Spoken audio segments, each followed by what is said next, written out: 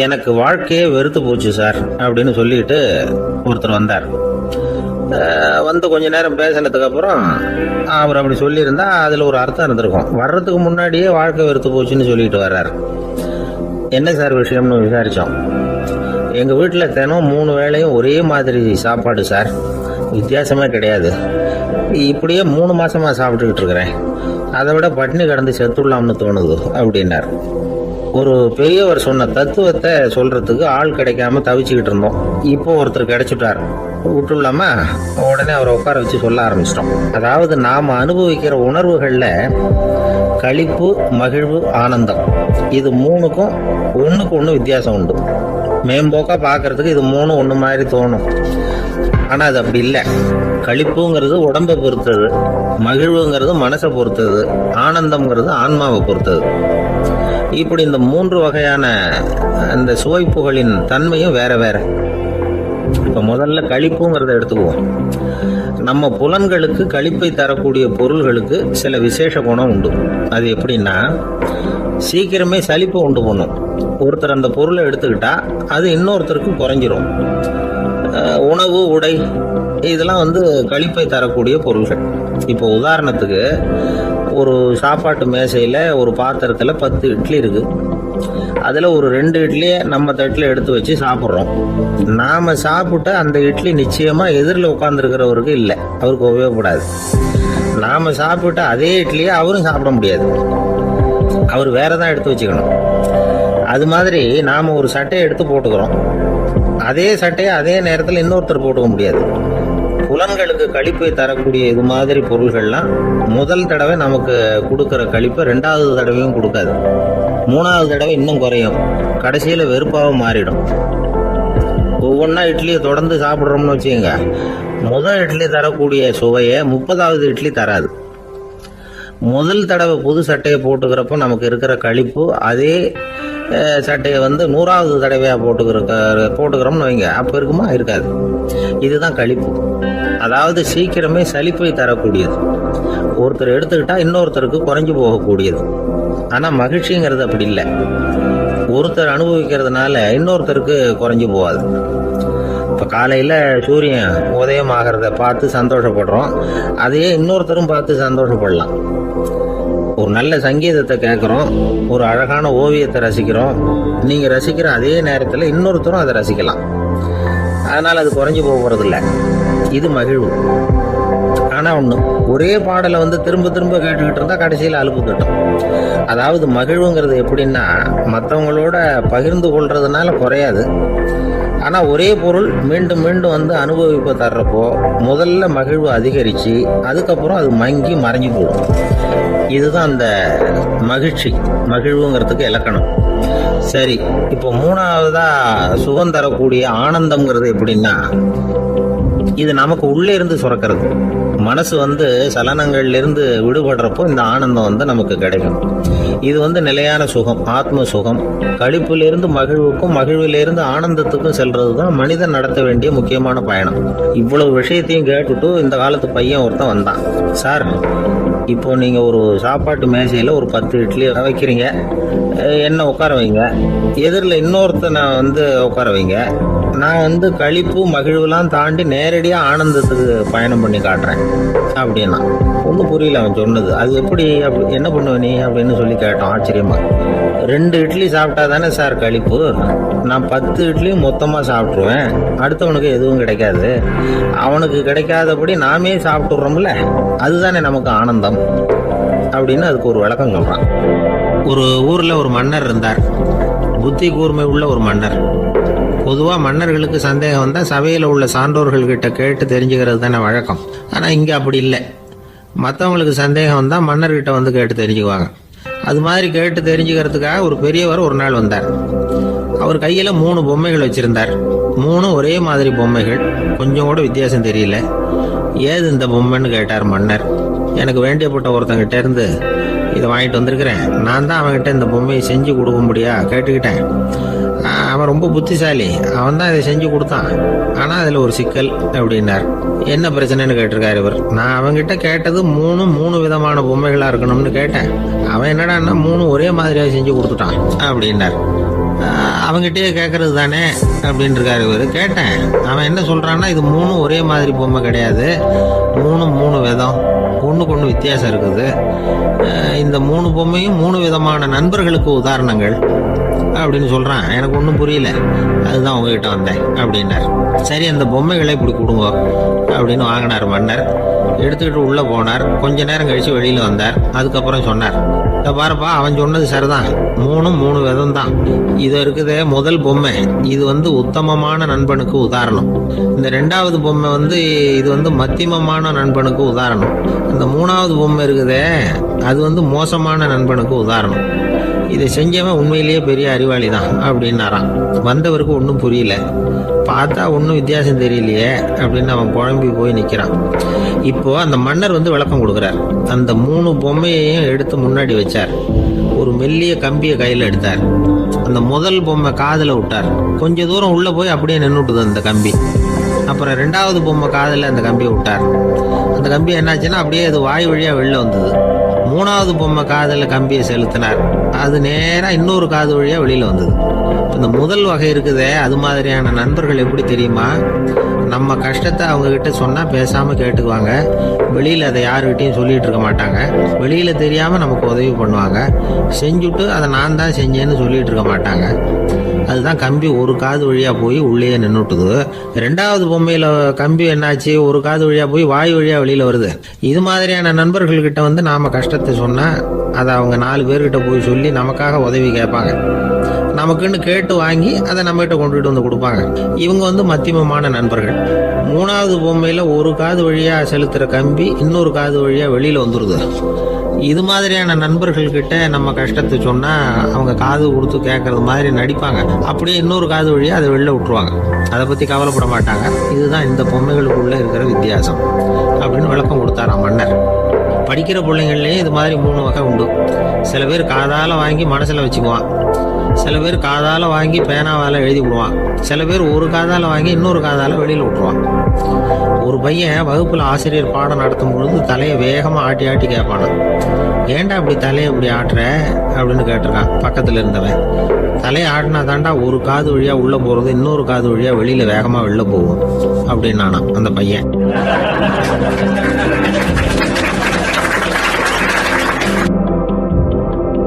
அவர் ஒரு பெரிய குடும்பத்தில் பிறந்தவர். இருக்கிற சொத்துக்கள் எல்லாத்தையும் வாரி வழங்கி விட்டு காட்டுக்கு புறப்பட்டார் தவம் செய்யறதுக்காக. இருந்தது பூராவும் கொடுத்துட்டார். இனிமேல் எதுவுமே இல்லை கொடுக்கறதுக்கு. அப்போ கடைசியாக ஒருத்தன் கையை நீட்டினானா, ஐயா ஏதாவது கொடுங்கன்றிருக்கான். அவர் பார்த்தார். கட்டியிருக்கிற வேட்டியை தவிர வேற எதுவுமே இல்லை. 8 முழம் பட்டு வேட்டி ஜரிகை கரையோடு இருக்குது. கடைசியாக அதை தான் எடுத்துக்கிட்டு அவர் புறப்பட்டுருக்கார். அவர் பார்த்தார். எதிரில் அவன் பரிதாபமாக நின்றுட்டு இருக்கிறான். அந்த 8 முழ வெட்டியை 2ஆக கிழிச்சார். 4 முழத்தை அவங்ககிட்ட கொடுத்தாரு. மீதி 4 முழத்தை தன்னோட இடுப்பில் கட்டிட்டு அவர் காட்டுக்கு போயிட்டார். இவன் என்ன பண்ணான் தெரியுமா? கையில் கிடைச்ச 4 முழத்தை எடுத்துக்கிட்டு கடை வீதிக்கு போனான். பழைய பட்டு வேட்டி ஜருகை இதையெல்லாம் விலைக்கு வாங்குற வணிகர் ஒருத்தர் இருக்கார். அவர்கிட்ட போனான். இதை விலைக்கு எடுத்துக்கிறீங்களா அப்படின்னு கேட்டிருக்கான். அவர் வாங்கி பார்த்துருக்கார். ஆஹா, இது ரொம்ப அருமையான வேட்டி, விலை உயர்ந்த ஜருகை, இது ஏது உனக்கு அப்படின்னு கேட்டாரான். அவன் நடந்தது சொல்லியிருக்கான். அப்படின்னா ஒன்று செய்ய, இந்த வேட்டியோட இன்னொரு பாதியையும் மெதுவாக வாங்கிட்டு வந்துரு, உனக்கு நிறைய பணம் தர்றேன் அப்படின்னாரான் அந்த வணிகர். இவன் கொஞ்சம் யோசனை பண்ணி பார்த்தான். கொஞ்சம் இருங்கத்தை வந்துவிடுறேன் அப்படின்னு சொல்லிவிட்டு நேராக காட்டுக்கு போனான். அவர் எங்கே இருக்காருன்னு தேடி கண்டுபிடிச்சான். அவர் ஒரு இடத்துல தவக்கோலத்தில் இருக்கிறார். கட்டியிருந்த இடவேட்டியும் அவர் அறியாமல் நழுவி கீழே விழுந்து கிடக்குது. இவனுக்கு ரொம்ப வசதியாக போச்சு. அவரை கேட்க வேண்டிய அவசியமே இல்லை. மெதுவாக சத்தம் போடாமல் அடி மேலே அடி வச்சு நெருங்கினான். அவர் கண்ணை மூடிக்கிட்டு அவர் பாட்டு நின்றுட்டு இருக்கிறார். இவன் மெதுவாக போய் கீழே கிடந்த அந்த துணியை எடுத்துக்கிட்டு சத்தம் போடாமல் திரும்பி நடந்தான். ஒரு 2-3 அடி எடுத்து வச்சிருப்பான். அப்படி ஓட ஆரம்பிக்கிற சமயத்தில் அவன் காலில் கீழே கிடந்த முள் ஒன்று நறுக்குன்னு தைச்சி விட்டுது. வலி தாங்க முடியாமல் அம்மான்னு கத்திருக்கான். இந்த சத்தத்தினால கண்ணை மூடி நின்றுக்கிட்டு இருந்த அவரோட தவம் கலைஞ்சது. மெல்ல கண்ணை திறந்து பார்க்குறார். தன் இடையில இருந்த வேட்டி அவன் கையில் இருக்கு. இப்போ அவர் நினைக்கிறார்.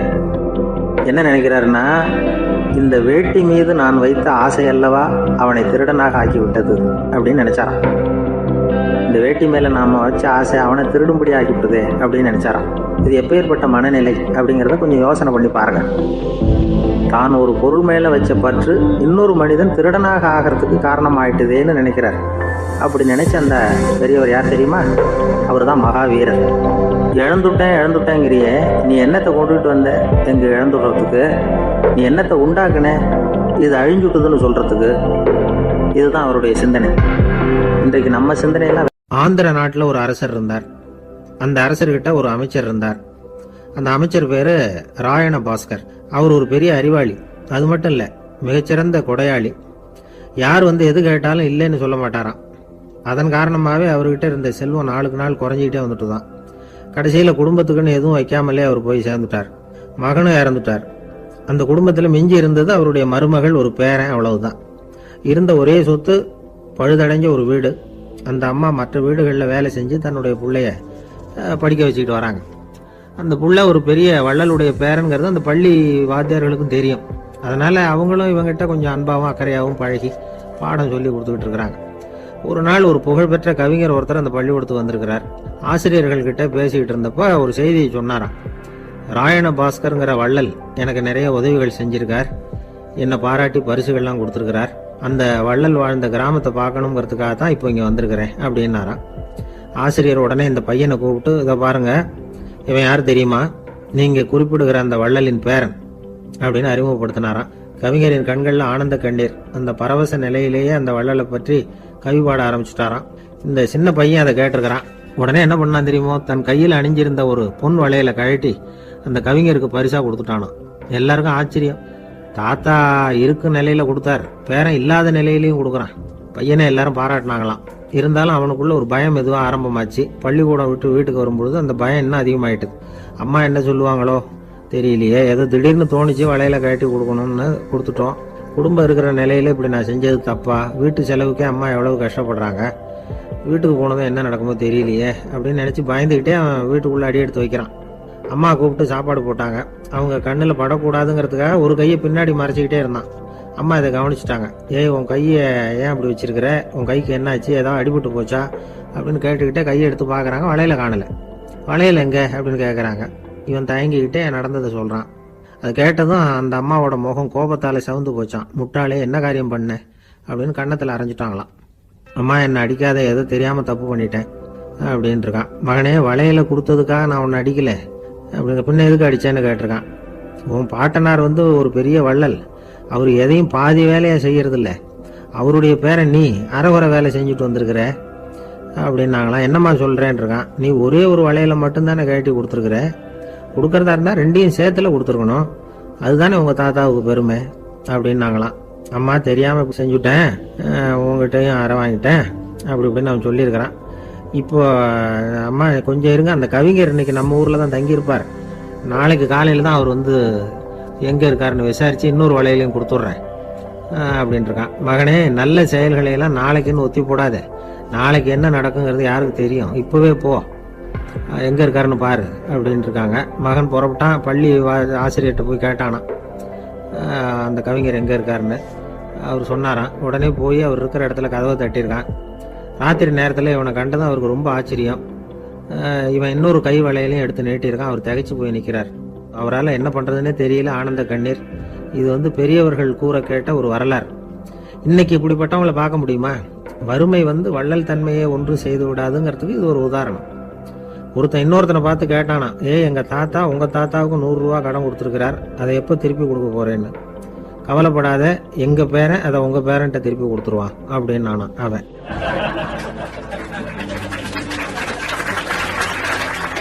ஒரு ஆளை அடையாளம் கண்டுபிடிக்கணும்னா அதுக்கு சுலபமான வழி என்ன? முகத்தை பார்த்து கண்டுபிடிக்கிறது தான். ஆனா மனுஷன் தப்பு பண்ண ஆரம்பிக்கும் பொழுது அவனை கண்டுபிடிக்கிறதுக்கு வேற வழிகளை தான் கையாள வேண்டியிருக்கு. கைரேகை அதுக்கு ரொம்ப உபயோகப்படுது. கைரேகைகள் ஒருத்தருக்கு இருக்கிறது மாதிரி இன்னொருத்தருக்கு இருக்கிறது இல்லை. பல் வரிசையும் அப்படிதான். ஏமாத்துறவங்க அதிகமா போனா இருக்கிறவங்க எச்சரிக்கையா இருக்க வேண்டியிருக்குது. பயோமெட்ரிக்ஸ் அப்படிங்கிறது ஒரு பெரிய தொழில்நுட்பம். இதை உபயோகப்படுத்தி சில பாதுகாப்பு உத்திகளை எல்லாம் உருவாக்கி இருக்கிறாங்க அமெரிக்காவில். வீட்டுக்கு சொந்தக்காரர் குரல் கொடுத்தா கதவு திறக்கும், அல்லது அவர் கை வச்சா கதவு திறக்கும். மற்றவங்க யாரு என்ன பண்ணாலும் கதவு திறக்காது. இது ஒரு முறை. அவரோட குரல் அல்லது கைரேகை ஒரு எலக்ட்ரானிக் சாதனத்துல ஏற்கனவே பதிவு பண்ணப்பட்டிருக்கும். இவர் குரல் கொடுக்கறப்போ அல்லது கையை வைக்கிறப்போ அதை ஒப்பிட்டு பார்த்து சரியா இருந்தா கதவு திறக்கிறது மாதிரி ஒரு ஏற்பாடு.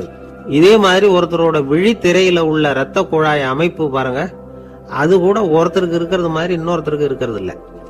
அதனால அதை வச்சு அடையாளம் கண்டுபிடிக்கக்கூடிய சாதனங்களும் இப்போ பழக்கத்துக்கு வந்தாச்சு. கைரேகையை ஒப்பிடுற சாதனத்தை விட விழித்திரை இரத்த குழாய் அமைப்பை அடையாளம் காணுற சாதனம் இருக்கு பாருங்க, இது ரொம்ப நுட்பமானது. இது நம்ப தகுந்தது. ஒரு ஆளை அடையாளம் கண்டுபிடிக்கிறதுக்கு இது எடுத்துக்கிற நேரம் ஒரு வினாடி தான். ஒரு கருவி இருக்கும், அதுல உள்ள ஒரு சிறு துளையில கண்ணை வச்சு பார்க்கணும். உடனே இந்த சாதனம் குறைந்த சக்தி உள்ள இந்த அக சிவப்பு ஒளியை பாய்ச்சி அவரது விழித்திரையின் இரத்த குழாயை ஆராய்ச்சி பண்ணி ஏற்கனவே அதோட நினைவு பெட்டகத்துல பதிவு பண்ணி வச்சிருக்கிறோமே அந்த அமைப்புகளோட இதை ஒப்பிட்டு பார்த்து சரியான ஆள் தானா இல்லையா அப்படின்னு அடையாளம் காட்டிவிடும். குரலை வச்சு அடையாளம் கண்டுபிடிக்கிறதும் இந்த பயோமெட்ரிக்ஸ் முறைகள்ல ஒண்ணு. ஒரு நபரோட குரல்ல டிஜிட்டல் குறியீடுகளை மாற்றி பதிவு பண்ணிக்கிட்டு மீண்டும் அதே குரலை இனம் காணக்கூடிய சாதனங்கள் ஏற்கனவே அமெரிக்காவில எல்லாம் விற்பனைக்கு வந்தாச்சு. ஒரு ஆளுக்கு ஜலதோஷம் பிடிச்சிருந்தா கூட அந்த சாதனம் சரியாவே கண்டுபிடிச்சிருமா. குரலை மாற்றி பேசுறவங்க கூட இந்த கருவியை ஏமாற்ற முடியாது. இதை ஆஸ்பத்திரிகள், வங்கிகளில் உள்ள இரும்பு பெட்டக காப்பறைகள் இங்கெல்லாம் உபயோகப்படுத்தலாம். குழந்தைகள் உள்ள இடங்களுக்கு இது ரொம்ப உபயோகப்படும். கதவு பூட்டிக்கிட்டுதுன்னு வச்சுக்கோங்க, கதவை திறக்கிறதுக்கு சாவி உபயோகப்படுத்த தெரியாத குழந்தைகள் குரல் எழுப்பிய கதவை திறந்துட முடியும். எதிர்காலத்தில் இந்த பயோமெட்ரிக்ஸ் முறை இன்னும் பல ஆச்சரியங்களை ஏற்படுத்தும் அப்படின்னு எதிர்பார்க்கிறாங்க. ஸ்டியரிங்கை தொட்டதுமே காரு ஸ்டார்ட் ஆகிடும், சாவி வேண்டியதில்லை. காரு சொந்தக்காரரை தொட்டாதான் ஸ்டார்ட் ஆகும், வேற யாராவது தொட்டா ஸ்டார்ட் ஆகாது. ஒரு மனுஷனோட நடை, அவர் டைப் ரைட்டரை தொடுகிற விதம், இதையெல்லாம் வச்சு கூட ஆளை அடையாளம் காணக்கூடிய தொழில்நுட்பம் வரலாம். என்னதான் தொழில்நுட்பம் வளரட்டும், குடும்பத்துக்குள்ள நடக்கிற திருட்டுகளை கண்டுபிடிக்கிறது ரொம்ப கஷ்டம். ஒரு வீட்டுல பெட்டியில இருந்த பணம் காணாம போச்சு, வீட்டுக்காரரோ அல்லது பையனோ தான் எடுத்திருக்கணும். பெட்டியை திறந்து பார்த்தா அந்த வீட்டுக்காரம்மா இதுல இருந்து பணத்தை எடுத்தது நிச்சயமா என் வீட்டுக்காரரு தான் அப்படின்னு சொல்ல முடியல. அவங்களால யோசிச்சாங்க. என்னம்மா இப்படி யோசிக்கிறீங்களேன்னு கேட்டிருக்காங்க. நிச்சயமா இந்த பணத்தை எடுத்தது என் வீட்டுக்காரர் இல்லை அப்படின்னு உறுதியா சொல்லிவிட்டாங்க அந்த அம்மா. இது கேட்டவங்களுக்கு ரொம்ப ஆச்சரியமா இருந்தது. அந்த வீட்டுக்காரருக்கு இது ரொம்ப பெருமையா இருந்தது. அது எப்படி அவ்வளவு கரெக்டா சொல்றீங்க அப்படின்னு கேட்டிருக்கிறாங்க. அப்போ அந்த அம்மா சொல்லிச்சான், பெட்டியில இன்னும் கொஞ்சம் பணம் மிச்சம் இருக்குது, இவர் எடுத்திருந்தாருன்னா அப்படி மிச்சம் வச்சிருக்க மாட்டார், அதனாலதான் அப்படி சொன்னேன் அப்படின்னாங்களாம்.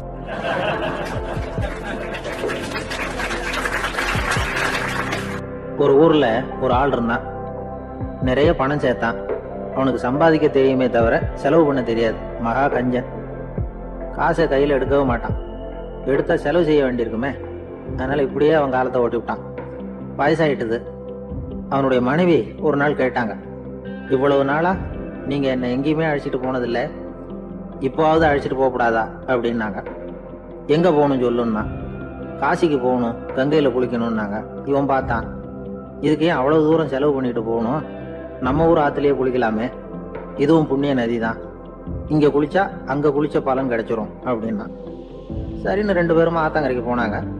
அன்னைக்கு ஏதோ விசேஷம், நிறைய கூட்டம், நிறைய பேர் குளிச்சுக்கிட்டு இருக்கிறாங்க. கரையில சில புரோகிதர்கள் நின்றுகிட்டு இருக்கிறாங்க. குளிக்கிறதுக்கு முந்தி அவங்க கிட்ட உட்காந்தா ஏதோ மந்திரம்லாம் சொல்லுவாங்க, கொஞ்சம் காசு கொடுக்க வேண்டியிருக்கும். அதனால இவன் என்ன பண்ணா, ஆத்தங்கரையிலேயே கொஞ்சம் தூரம் போனான். ஊரை விட்டு தள்ளி வந்துட்டான், அங்க யாருமே இல்லை. அப்பாடான்னு சந்தோஷப்பட்டான், குளிக்கலாம்னு புறப்பட்டான். இந்த நேரம் கடவுள் பார்த்தார், இந்த கஞ்சனுக்கு ஏதாவது புத்தி போகட்டணும் அப்படின்னு நினைச்சார். உடனே ஒரு புரோகிதர் மாதிரி உருவத்தை மாத்திக்கிட்டு அந்த ஆள் முன்னாடி நின்னார். அவனுக்கு அதிர்ச்சி, இங்க யாருமே இருக்க மாட்டாங்கன்னு நினைச்சா இங்கேயுமே ஒரு ஆள் வந்துட்டாரு, என்ன பண்றதுன்னு யோசனை பண்ணான். புரோகிதர் உருவத்தில் இருந்த கடவுள் சொன்னார், இதை பாருங்க, இன்னைக்கு விசேஷ நாள், நீராடுறதுக்கு முன்னாடி சுயகல்பம் பண்ணிக்கிறது ரொம்ப நல்லது அப்படின்னார். என்கிட்ட பணம் எதுவும் இல்லையேன்னா. பரவாயில்ல, அப்புறமா கொடுங்க, வாங்கிக்கிறேன், ஆனா ஒண்ணு, எவ்வளவு கொடுப்பீங்கிறத மட்டும் இப்பவே சொல்லி விடுங்க அப்படின்னார். இவன் ரொம்ப யோசனை பண்ணான். ஒரு 10 பைசா தரேன் அப்படின்னா. சரின்னு ஒத்துக்கிட்டு எல்லா கிரியைகளையும் அவர் செஞ்சார். அதுக்கப்புறம் கணவனும் மனைவியும் ஆத்துல குளிச்சாங்க. அவர் போயிட்டார். கொஞ்ச நாள் கழிச்சு அவன் வீட்டுக்கு வந்தார் கடனை வசூல் பண்றதுக்கு. வாசல்ல நின்றுகிட்டு இருந்த அவன் மனைவி இவரை பார்த்ததும் தயங்க ஆரம்பிச்சாங்க. அந்த அம்மா கிட்ட விஷயத்த சொன்னார். அந்த அம்மா ஓடி போய் உள்ள இருக்கிற தன்னுடைய கணவர்கிட்ட சொன்னாங்க. அவன் யோசனை பண்ணான், இப்ப வெளியில போனா அவனுக்கு 10 காசு கொடுக்க வேண்டியிருக்கும், அதனால எனக்கு காய்ச்சல்னு அந்த ஆளுகிட்ட சொல்லிவிடு, இன்னொரு சந்தர்ப்பத்துல என்ன பார்க்க சொல்லு அப்படின்னா. அந்த அம்மா போய் சொன்னாங்க. அப்படிங்களா, அப்படின்னா அவரை நான் உடனே போய் பார்க்கணுமே அப்படின்னு உள்ள நுழைய ஆரம்பிச்சார். அவங்க மறுபடியும் இருங்க தான் வரேன்னு சொல்லிவிட்டு உள்ள ஓடி விஷயத்தை சொன்னாங்க. இது எதுடா வம்பா போச்சு அப்படின்னு பார்த்தான். மனைவியை கிட்டத்துல கூப்பிட்டான். இதோ பாரு, ஜன்னி கண்டு நான் இறந்து போயிட்டதா சொல்லிவிடு அப்படின்னா சொன்னாங்க. புரோகிதர் பார்த்தார். அப்படின்னா ஒரு வழியா இருந்து அவருடைய இறுதி சடங்குகளையும் நானே முடிச்சுட்டு போயிடுறேன் அப்படின்னார். உள்ள இருந்தவன் யோசனை பண்ணான், அந்த ஆள் என்ன விடமாட்டான் போல இருக்கு, அதனால ஒரு சவப்பெட்டியில என்னை வச்சு தூக்கிக்கிட்டு மயானத்துக்கு போங்க பாத்துக்கலாம் அப்படின்னா. புரோகிதரும் விடுற மாதிரி இல்லை, கூடவே நடந்து போயிட்டு இருக்கிறார். அங்க இறக்கி சடங்குகளை முடிச்சுட்டு தீ வைக்கிற நேரம் பொட்டிக்குள்ள இருந்த நம்ம ஆளு அலறி அடிச்சுட்டு வெளியில ஓடி வந்தான். புரோகிதர் உருவத்துல இருந்த கடவுள் சிரிச்சார், தன்னுடைய சுய உருவத்தை காட்டினார். அதுக்கப்புறம் அவனை கூப்பிட்டு, இதை பார்ப்பா, ஏன் இப்படி அல்லாடுற, ஏதாவது வர வேணும்னா கேள்வித்தரேன் அப்படின்னார். அவன் யோசனை பண்ணான். பகவானே, ஒரே ஒரு வரம் தான் உங்ககிட்ட கேட்கணும்னா. என்ன வேணும் கேளுன்னார். அந்த 10 பைசா தட்சணையை தள்ளுபடி பண்ணா போதும் அப்படின்னா. கடவுளும் சரின்னு சொல்லிட்டு போயிட்டார். இப்படி ஒரு கதையை சுவாமி சிவானந்தர் சொல்லியிருக்கிறார். செல்வந்தர்கள் பல பேர் இப்படித்தான் இருக்கிறாங்க. தாங்களும் அனுபவிக்க மாட்டாங்க, அடுத்தவங்களுக்கும் கொடுக்க மாட்டாங்க. இது மாதிரியான கஞ்சர்களுக்கு இந்த உலகம் இல்லை, அந்த உலகம் இல்லைங்கிறார் அவர். இந்த கதையில கடவுள் கடன் வசூலுக்கு வந்தது மாதிரி நம்ம ஊர் ஆள் ஒருத்தன் இன்னொருத்தர்கிட்ட 10 பைசா கடன் கொடுத்துட்டான். திருப்பி வாங்கறதுக்கு நடையா நடக்கிறான். கடைசியா கேட்டான், நீ எப்பதான் கடனை திருப்பி தரப்போற, அதை முடிவா சொல்லுன்னா. வர்ற வியாழக்கிழமை கண்டிப்பா கொடுத்துருவேன் அப்படின்னானா அவன். அன்னைக்கு நான் ஊர்ல இருக்க மாட்டேனே அப்படின்னானா இவன்.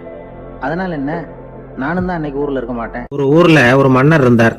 அந்த ஊர்ல அடிக்கடி சேவல் சண்டை நடக்கிறது வழக்கம். அரண்மனையில ஒரு ஆள் இருந்தான். மன்னருக்காக அவன் ஒரு சேவல் வாங்கிட்டு வந்தான். சண்டை போடுறதுக்காக அந்த சேவலை தயார் பண்ணிட்டு இருந்தான். கொஞ்ச நாள் ஆச்சு. மன்னர் அந்த ஆளை கூப்பிட்டார். என்னப்பா, சேவல் தயாராயிட்டுதா அப்படின்னு கேட்டார். இன்னும் அது தயாராகல மன்னா, இன்னும் வளரல, அதுக்கான தகுதி இன்னும் அதுக்கு வரல அப்படின்னா. எதனால அப்படி சொல்றேன்னாரு. கோபம் ரொம்ப கடுமையா இருக்குது அப்படின்னா. சரி அப்படின்னு விட்டுட்டார். மறுபடியும் கொஞ்ச நாள் ஆச்சு. இப்ப எப்படி நிலைமை, சேவல் தயாரா அப்படின்னார். இன்னும் இல்ல அரசே, மற்ற சேவல் எங்கேயாவது கூவுற சத்தம் கேட்டா உடனே இது பரபரப்பாயிடுது. பக்கத்துல ஒரு சேவலின் நிழலை கண்டா கூட இது பரபரப்பாயிடுது அப்படின்னா. சரி, இன்னும் கொஞ்ச நாள் ஆகட்டும்னு விட்டுட்டார். கொஞ்ச நாள் ஆச்சு. இப்ப மறுபடியும் விசாரிச்சார். இன்னும் நம்ம சேவலுக்கு அந்த தகுதி வரலமன்னா, போராட்ட உணர்வு அதுக்கு இன்னும் இருந்துகிட்டு தான் இருக்குது. உள்ள மெதுவாக தான் எரிய ஆரம்பிச்சிருக்குது போராட்ட உணர்வு. அப்படி இருக்கக்கூடாது, அது பற்றி எரிய வேண்டாமா அப்படின்னா. இன்னும் கொஞ்ச நாள் ஆச்சு. இப்போ எப்படின்னு கேட்டார். இப்போ அவன் சொன்னா, மன்னா கிட்டத்தட்ட அது போருக்கு தயாராயிட்டுது அப்படின்னு நினைக்கிறேன்னா. எதனால அப்படி சொல்ற அப்படின்னு கேட்டார். மற்ற சேவலின் குரலை கேட்டா அது அசையறதே இல்லை, ஒரு பொம்மை மாதிரி ஆயிடுது. அதுக்கு உள்ள ஒரு நுட்பமான விழிப்புணர்வு வந்துட்டுது. அதனால அது அமைதியா இருக்குது, மௌனமா இருக்குது. இனிமே அதுக்கு இணையான சேவலே கிடையாது. வெற்றி பெற அது போராட வேண்டிய அவசியமே இல்லை. அதை பார்த்த உடனே எதிரி சேவல்கள் பயந்துட்டு ஓடி போடும் அப்படின்னு சொன்னானா. அந்த சேவலை வளர்த்தவர் சி சிங் சு அப்படின்னு பேரு. இந்த சுசுகி சொன்ன கதையா அது. ஞானிகள் என்ன சொல்றாங்க தெரியுமா, அந்த சேவலின் ரகசியத்தை நீயும் கற்றுக்கொள், நீ அப்படி ஆயிடு, சண்டை போடாமலே வெற்றிகள் பெறுகிற நுட்பத்தை புரிந்து கொள். இதுதான் ஞானிகள் உபதேசம். ஒரு குரு கிட்ட ஒருத்தன் போயிருக்கிறான். எனக்கு சண்டை போட கத்துக்கணுங்கன்னா. அதுக்கு என்ன செய்யணும்னார். என்ன உங்க மாணவனா சேர்த்துங்கன்னா. சரி, இப்போ உன்னுடைய பலம் என்னன்னு கேட்டிருக்கார். இப்போ நான் தனி ஆளா இருந்து ஒரு 100 பேரை சமாளிப்பேன் நானா. சரி அப்படின்னா என்னுடைய மாணவனா உன்னை சேர்த்துக்கிறேன் இருக்கார். சேர்த்துக்கிட்டார். 6 மாசம் பயிற்சி கொடுத்தார். அதுக்கப்புறம் இவனை கூப்பிட்டு கேட்டார், இப்போ உன்னுடைய திறமை எவ்வளவுன்னு. இப்போ நான் தனி ஆளா இருந்து ஒரு 50 பேரை சமாளிப்பேன் நானா. இன்னும் உனக்கு பயிற்சி தேவைன்னாராம். தொடர்ந்து சில நுட்பங்களை எல்லாம் சொல்லி கொடுத்துருக்கிறார். 1 வருஷம் ஆச்சு. எல்லாத்தையும் கத்து கொடுத்துட்டார். அப்புறம் கூப்பிட்டு கேட்டார், இப்போ உன்னுடைய திறமை எப்படிப்பா, எதிரிகள் எத்தனை பேரை உன்னால சமாளிக்க முடியும்னாராம். அவன் சொன்னான், ஐயா, எதிரிகளின் பலம் என்னங்கிறத புரிஞ்சுக்காம அதை நான் சொல்ல முடியாதுன்னு நானும். இனிமே உனக்கு பயிற்சி தேவையில்லை, போயிட்டு வான்னு அனுப்பி வச்சுட்டாராம். ஒரு உண்மையை நாம புரிஞ்சுக்கணும். அதாவது அடிக்கிறதுக்கு நமக்கு துணிச்சல் தேவையில்லை, அடிக்காம இருக்கிறதுக்கு தான் துணிச்சல் தேவை. அடிச்சா திருப்பி அடிக்கிறவன் மன உறுதி உள்ளவன் இல்லை, அடிச்சா திருப்பி அடிக்காம இருக்கிறான் பாருங்க, அவன் தான் மன உறுதி உள்ளவன். ஒருத்தன் தலைதிரிக்க வேகமா ஓடிட்டு இருந்தானா, எங்கடா ஓடுற அப்படின்னா, எதுக்கு வந்தவன், ஒரு சண்டையை நிறுத்தத்தான் இப்படி ஓடுறேன் அப்படின்னு இருக்கான். யாருக்கும் சண்டை, எனக்கும் இன்னொரு ஆளுக்கும் சண்டை அப்படின்னு நானா அவன்.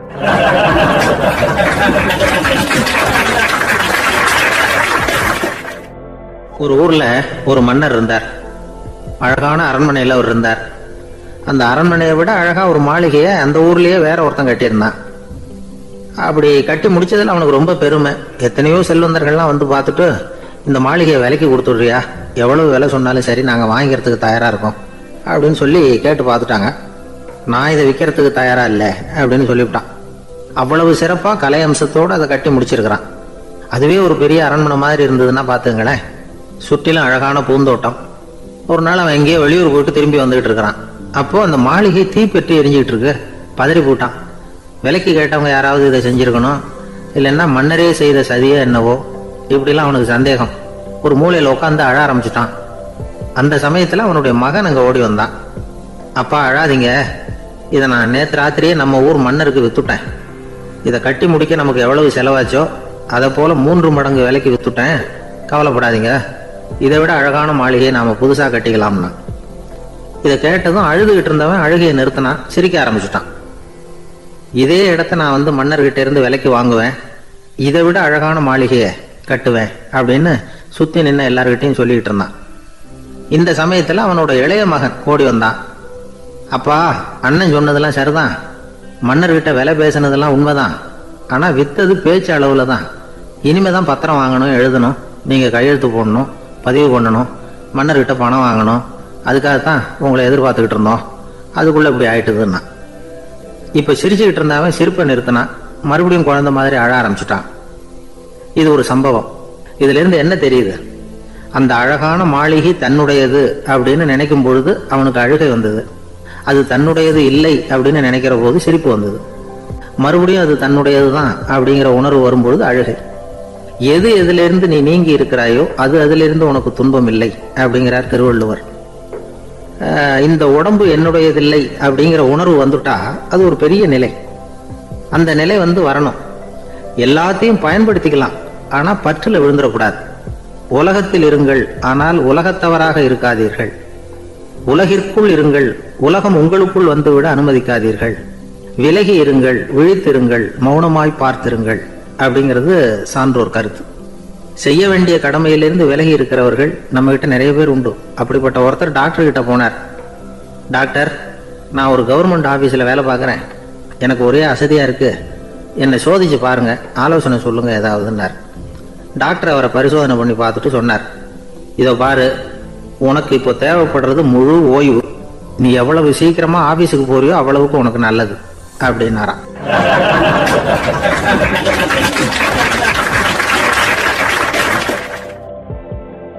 கப்பல் கடல்ல போயிட்டு இருக்கு. புயல், சூறாவளி, அலையெல்லாம் பெருசு பெருசா ரொம்ப உயரமா உண்டாகுது. கடுமையான காற்றிலேயும் வேகமான அலைகள்லேயும் சிக்கி அந்த கப்பல் தடுமாறுது. திசை மாறி போச்சு. எந்த பக்கம் போயிட்டு இருக்கிறோம்னே தெரியல. அந்த கப்பலை செலுத்திக்கிட்டு இருந்த மாலுமி ரொம்ப சாமர்த்தியமா செயல்பட்டார். தன்னுடைய அறிவாற்றலையும் திறமையையும் முழுமையா பயன்படுத்தினார். அந்த கப்பலை கட்டுப்படுத்தினார். மெதுவா அந்த சூறாவளியிலிருந்து கப்பலை காப்பாத்தி கரைக்கு கொண்டுட்டு வந்து சேர்த்துட்டார். மாலுமின்னு ஒருத்தர் இருந்ததுனால அந்த மரக்கலம் காப்பாற்றப்பட்டது. மாலுமின்னு ஒருத்தர் இல்லைன்னு வச்சுக்கோங்க, அந்த கப்பலோட கதி என்னவா இருக்கும் யோசிச்சு பாருங்க. ஒரு கோபக்காரனுடைய நிலைமையும் அப்படித்தானா. கோபக்காரன்கிறவன் ஒரு மாலுமி இல்லாத மரக்கலம் அப்படிங்கிறார் நபிகள் நாயகம். கொந்தளிக்கிற கடல்ல கொடுமையான அலைகளின் உச்சியில அல்லல் படுகிற மரக்கலத்தை விட மோசமானது கோபக்காரனின் நிலைமை அப்படிங்கிறது அவருடைய கருத்து. அது மாதிரி இதுன்னு சொல்லல, அதை விட மோசம் இது அப்படிங்கிறார். ஏன் தெரியுமா? ஒரு கப்பல் கடல்ல தடுமாறுனா அதை சரிப்படுத்த மாலுமி இருக்கிறார். அவர் தன்னுடைய சாமர்த்தியத்தினால அதை கட்டுப்படுத்தி சரியான வழிக்கு கொண்டுட்டு வந்துருவார். ஆனா கோபக்காரனுடைய நிலைமை அப்படி இல்லை அப்படிங்கிறார் நபிகள் நாயகம். மனித மனம் ஒரு மரக்கலம், அறிவு அதுல இருக்கிற மாலுமி. மாலுமி மரக்கலத்தை வந்து செலுத்துறான், அவனுக்கு கட்டுப்பட்டு அது ஓடுது. ஆனா கோபக்காரன்கிற மனுஷங்கிட்ட அறிவுங்கிற மாலுமி சரியா வேலை செய்ய மாட்டான். ஏன்னா கோபம் அந்த மாலுமியின் கண்களை அவிச்சிரும், காதுகளை கேட்காம பண்ணிவிடும். கண்ணையும் காதையும் மூடி விட்டு கப்பலை ஓட்டுனா எப்படி ஓட்டுறது? அதனால கோபக்காரன் மாலுமி இல்லாத மரக்கலம். இடி மின்னல்ல மாட்டிக்கிட்டு கஷ்டப்படுற கப்பல் மாதிரி கஷ்டப்படுறான். பெரியவங்க எல்லாம் என்ன சொல்றாங்க? உனக்கு கெடுதல் பண்ணவனுக்கும் நீ நன்மையை செய்.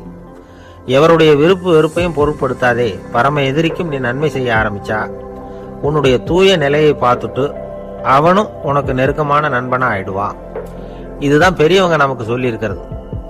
புனித குர்ஆன் சொல்றது என்ன? தீமையை நன்மையை கொண்டே நீர் தடுத்துக் கொள்ளும் அப்படின்னு சொல்லப்பட்டிருக்கிறதுல. இன்னா செய்தாரை ஒருத்தல் அவர் நாண நன்னயம் செய்து விடல் அப்படிங்கிறார் திருவள்ளுவர். செல்வந்தர் ஒருத்தர்கிட்ட ஒரு சிறுவன் வந்து ஆடு மேய்ச்சிக்கிட்டு இருந்தானா.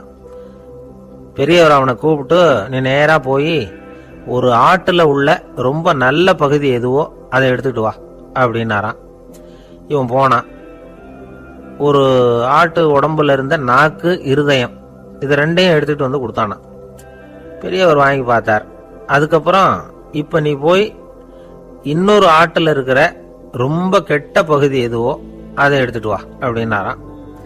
இவன் போய் எடுத்துட்டு வந்தான். அவன் கையில இருந்தது மறுபடியும் அதே மாதிரி நாக்கு, இருதயம், இது ரெண்டும் தான்.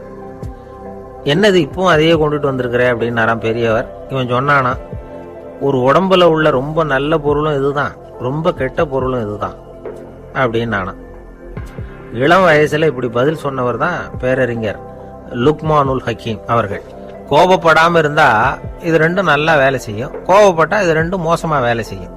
அதை புரிஞ்சுக்கிறதுக்காகத்தான் இன்னைக்கு இந்த தகவல். கோபம் வந்துட்டா நாம என்ன செய்யறோங்கிறது நமக்கே தெரியாது. ஒருத்தர் டாக்டர் கிட்ட போனார் அவசரமா. டாக்டர், எனக்கு இப்ப கடுமையான கோப வெறி, எனக்கு கண்ணு மண்ணு ஒன்னும் புரியல, உடனடியாக அதை கட்டுப்படுத்தணும், உடனே இதுக்கு ஏதாவது ஒரு மாத்திரை கொடுங்க பிளீஸ் அப்படின்னார். அந்த டாக்டரும் உடனே ஒரு மாத்திரையை கொடுத்து, இதை உடனே போடுங்க, நான் தண்ணி கொண்டுட்டு வரேன்னு உள்ள போனார். தண்ணியோட திரும்பி வந்தார். இவரு சொன்னார், டாக்டர், நீங்க கொடுத்த மாத்திரை ரொம்ப பெருசா இருந்தது, இருந்தாலும் கஷ்டப்பட்டு முழுங்கிட்டேன்னார். டாக்டர் சந்தேகத்தோட மேசையை பாக்குறார். பார்த்தா மாத்திரை அங்கேயே இருக்குது, பேப்பர் வெயிட்ட காணல.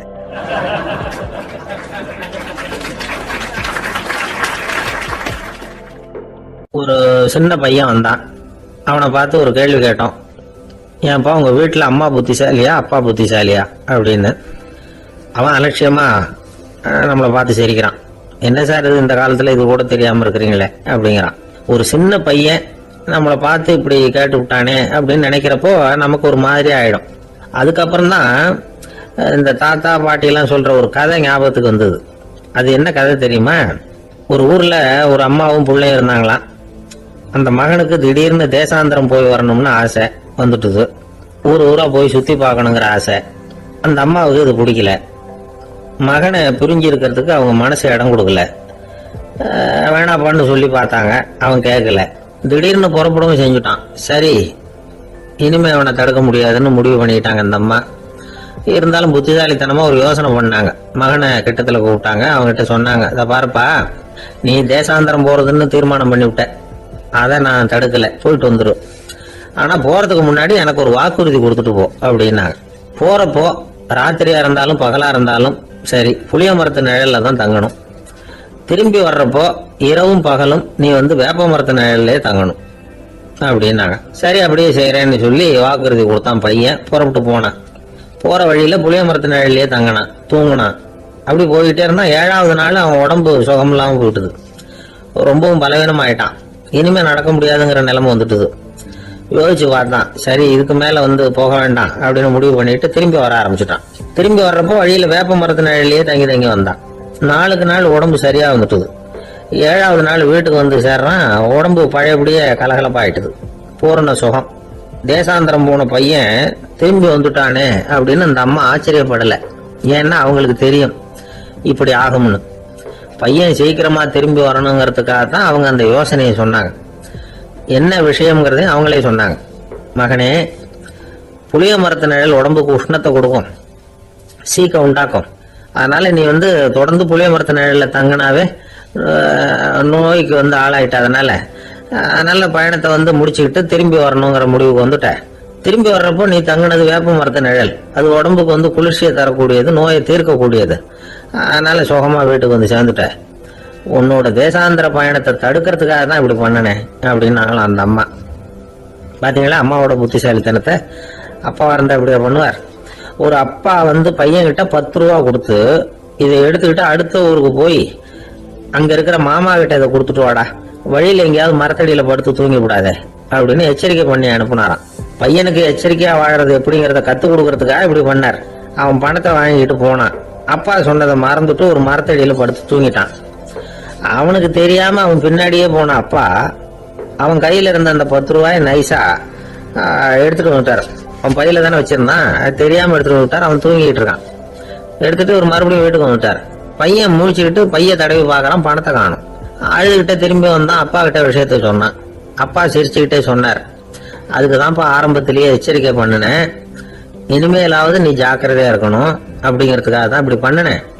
அந்த பணம் எங்கேயும் போயிடல, நான் தான் அதை உனக்கு தெரியாம எடுத்து வச்சிருக்கிறேன், இதோ பாரு அப்படின்னு சொல்லிட்டு சைடு பாக்கெட்ல கையை விட்டா அது ஓட்டையா இருக்கு. அதை எவனோ ஏற்கனவே கத்திரிச்சு எடுத்துட்டு போயிட்டான். இப்ப அப்பா முகத்துல அசடு வழிஞ்சுதான்.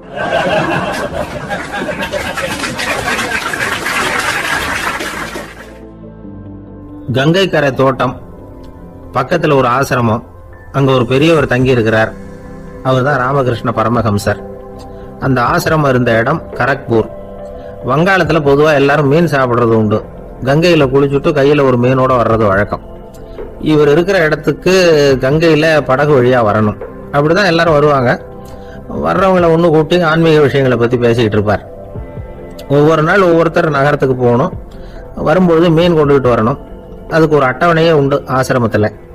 அது பிரகாரம் ஒரு நாள் சுவாமி யோகானந்தர் படகுல போனார். படகை செலுத்தினவங்க ராமகிருஷ்ணரையும் சுவாமி யோகானந்தரையும் மற்றவங்களையும் பித்தர்கள் அப்படின்னு சொல்லி ஏளனமா பேசினாங்க. அவங்க என்ன பைத்தியம் பிடிச்சவங்க அப்படிங்கிறது மாதிரி. சுவாமி யோகானந்தருக்கு ரொம்ப மென்மையான இதயம். இவங்க இப்படி கண்ணாபின்னான்னு பேசுறத பார்த்தா மீனை வாங்கிட்டு திரும்புறப்போ என்ன நடக்குமோ அப்படிங்கிற பயம் வேற வந்துட்டு அவருக்கு. அவ்வளவு மென்மையானவர். இதை தெரிஞ்சுக்கிட்ட ராமகிருஷ்ணர், யோகானந்தா இங்க வா அப்படின்னு கூப்பிட்டார். இவரு கண்ணீரை தொடச்சிக்கிட்டே கிட்ட போனார். சொன்னார், ஐயா, படகு ஓட்டுறவங்க உங்களை பத்தி மோசமா பேசுறாங்க. என்ன திட்டினா பரவாயில்ல, ஆனா உங்களை அவங்க திட்டுறாங்க, அதை என்னால தாங்கிக்க முடியல அப்படின்னார். இதை கேட்டது ராமகிருஷ்ணருக்கு கோபம் வந்துட்டுதான். என்னது, உன்னுடைய குருவை பத்தி அவங்க மோசமா பேசும்பொழுது நீ சும்மா இருந்தியா? வெளியில போ அப்படின்னு விட்டார். குரு நிந்தனை செய்யறப்போ அதை கேட்டுக்கிட்டு சும்மா இருக்கலாமா? குரு நிந்தனையை கேட்டா பாவம் இல்லையா? என்னை தூற்றும் போது அவங்க வந்து பாவம் செய்யறாங்க, அதை கேட்டுக்கிட்டு நீ சும்மா இருந்தா நீயும் பாவம் செய்யற அப்படின்னாராம். அடுத்த நாள் சுவாமி நிரஞ்சனானந்தர் போக வேண்டிய நாள். இவர் படகுல போகும்பொழுதும் அதே மாதிரி நடந்துதான். அவங்க மோசமா பேச ஆரம்பிச்சாங்க, திட்ட ஆரம்பிச்சாங்க. அப்படி கேலி பண்ண ஒருத்தனை இவர் என்ன பண்ணார், பலார்னு கன்னத்துல அரைஞ்சுட்டார். இன்னொருத்தனை கங்கையில தூக்கி எறியறதுக்கும் தயாராயிட்டார். அதுக்கப்புறம் அவங்க யாரும் வாய திறக்கல. மீன் வாங்கிட்டு வர்றப்பவும் படகுல ஒரே அமைதி. அவ்வளவு பயம் அவங்களுக்கு. ராமகிருஷ்ணர் கூப்பிட்டு விசாரிச்சார் என்ன நடந்ததுன்னு. இவர் சொன்னார், அவரு யோகானந்தா போகும்பொழுது என்ன நடந்ததோ அப்படியே தான் இப்பவும் நடந்தது. குரு நிந்தனை செய்யறத கேட்டுக்கிட்டு நான் சும்மா இருப்பேனா? ஒருத்தனை அப்படியே அரைஞ்சுட்டேன், இன்னொருத்தனை ஆத்துல தூக்கி போட்டுருவேன்னு பயமுறுத்தினேன், அவ்வளவுதான் அப்படின்னாராம். இப்பவும் ராமகிருஷ்ணருக்கு கோபம் வந்துட்டு தான். என்ன இது, அணியறது காஷாயம், இருக்கிறது ஆசிரமம், உனக்கு இவ்வளவு கோபம் வந்ததுன்னா அப்புறம் என்னத்துக்கு ஆசிரமத்தில் இருக்கணும்? பிரம்மச்சாரி எப்பவும் அமைதியா இருக்கணும் அப்படின்னு அறிவுரை சொன்னாராம் ராமகிருஷ்ணர். அப்போ இவர் கேட்டாராம், ஏங்க அவருக்கு ஒரு விதமான அறிவுரை சொன்னீங்க, எனக்கு வேற விதமா அறிவுரை சொல்றீங்க, இதுல எது உண்மை அப்படின்னு கேட்டிருக்கார். இதுக்கு ராமகிருஷ்ணர் சொன்ன பதில் என்னன்னா, அட அசடே, சக்கரத்துல காத்து அதிகமா இருந்தா குறைக்கணும், குறைச்சலா இருந்தா கூட்டணும். அவன் சாது, அவனுக்கு அதிக உணர்ச்சி தேவை, உனக்கு படபடப்பு அதிகம், உனக்கு பொறுமை தேவை அப்படின்னாராம். இதுல உள்ள கருத்து என்னன்னா, கல்விங்கிறது எப்படின்னா அதை சூழ்நிலைக்கு தகுந்த மாதிரி கற்பிக்கணும். எல்லாருக்கும் ஒரே மாதிரி கற்பிக்க கூடாது. கேட்கிற ஒரு தகுதி, புரிஞ்சுக்கிற திறமை, இதை பொறுத்து கல்வி அமையணும். ஆரம்ப காலத்துல ஒரு குரு, அப்போ ஒரு சீடன் இருந்தான். அது வேடிக்கையான குரு, வேடிக்கையான சீடன். ஒரு ஆசிரமம். ஒரு நாள் ஒருத்தன் அவசரமா அந்த குருவை தேடி வந்திருக்கிறான். என்ன விஷயம்னு விசாரிச்சார் குரு. உங்க சீடர் என்னை வந்து அடிச்சுட்டார் அப்படின்னு புகார் பண்ணானா அந்த ஆள். குரு சீடனை கூப்பிட்டார். அடிச்சியா இந்த ஆளை அப்படின்னு கேட்டாராம். ஆமான் இருக்கான் சீடன். ஏன் அடிச்சே அப்படின்னு கேட்டாராம். இந்த ஆள் உங்களை பத்தி மட்டமா பேசிவிட்டான், என்னால் அதை தாங்கிக்க முடியல, அதனாலதான் அடிச்சுட்டேன் இருக்கான். அப்படி என்ன பேசினா அப்படின்னு கேட்டாராம். உன்னுடைய குருநாதர் இப்பெல்லாம் அர்த்தமில்லாம பேச ஆரம்பிச்சுட்டார் அப்படின்னு சொல்லிவிட்டான், அதனாலதான் அடிச்சுட்டேன் அப்படின்னு நானா. அதுக்காக அடிச்சே அப்படின்னாராம்.